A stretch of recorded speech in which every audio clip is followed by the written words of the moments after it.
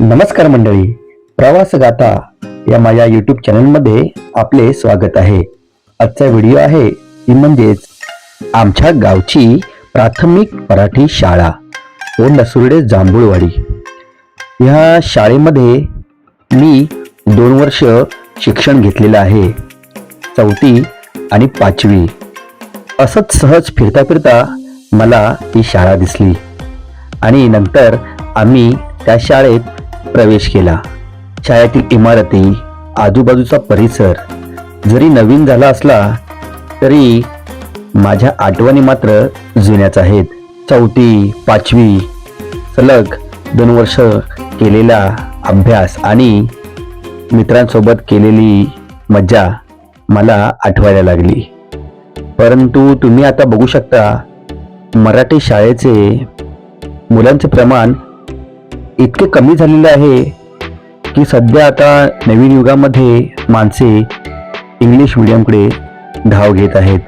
तुम्ही बघू शकता हा बालवाडीचा वर्ग आहे आणि अवघे आपल्याला 6-7 मुलेच दिसत आहेत. 5वी 6वीच्या वर्गातही पटावर अगदी 20च मुले आहेत. मग तुम्ही विचार करा, ह्यापुढे या मराठी शाळांमध्ये विद्यार्थी शिक्षण घेण्यासाठी येतील की नाही ते. मी शाळेचा आजूबाजूचा परिसर संपूर्ण डोळ्याखालून घालून घेतला आणि नंतर आम्ही शाळेतील मुख्याध्यापकांची भेट घेतली. त्यांनी सांगितले की यंदा शाळेला 75 वर्ष पूर्ण होणार आहेत आणि 7 मे रोजी शाळेमध्ये विशेष कार्यक्रम आहे. परंतु मित्रांनो, मराठी शाळा जर जपायच्या असतील तर आपल्या मुलांना प्राथमिक मराठी शाळेमध्येही शिक्षण घेण्यास प्रवृत्त करा. नंतर आम्ही मुख्याध्यापकांची परवानगी घेऊन घराच्या दिशेने निघालो. पण खरंच जे मराठी शाळांमध्ये आम्ही जी मजा केलेली आहे ना, ती आत्ताच्या इंग्लिश मीडियम शाळेमध्ये बघायला फार कमीच मिळते.